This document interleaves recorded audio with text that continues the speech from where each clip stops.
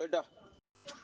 Hi, good morning, everyone. Welcome back to the series of all about English. Belching or burping.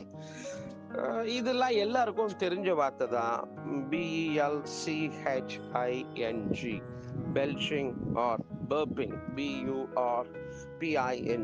Burping. இது என்னன்னா அந்த ஏப்பம்னு தமிழ்ல சொல்றோம்ல, அதுதான் இது. எல்லாத்துக்கும் பின்னாடி இருக்கிற எரக்டேஷனுக்கும் அதுதான் மீனிங்.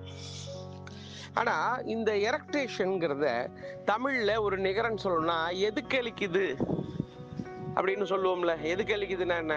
ஆகாரம் நிறைய சாப்பிட்ருப்பாங்க, அப்போ சாப்பிட்டு பசியினுடைய தன்மை ரொம்ப மந்திச்சு போய் இது எக்ஸஸ் ஃபுட்டு அப்படின்னு சொல்லி எதுக்களிக்கும் அப்படின்னு சொல்லுவாங்க. இதை எல்லாரும் கேள்விப்பட்டிருக்கலாம். மெடிக்கல் டேர்ம் உள்பட மெடிக்கல் டெர்மினாலஜிலேயே இந்த வார்த்தையை தான் பயன்படுத்துகிறாங்க. அதாவது வாயு தொல்லைகளினால் வரக்கூடிய சமாச்சாரம் இது. அப்போ இந்த எரக்டேஷன் அப்படிங்கிறதுக்கு எதுக்களித்தல் என்கின்ற இந்த நிகரனை எதுக்களிக்குது உனக்கு அதை சொல்லலாம். இப்போ உதாரணமாக, patient reports that he has been erecting after a large meal.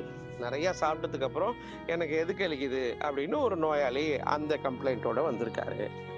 இதுதான் இந்த வார்த்தை. இது பெல்ச்சிங் அப்படிங்கிறது பெரும்பாலான எல்லாருக்கும் தெரியும்.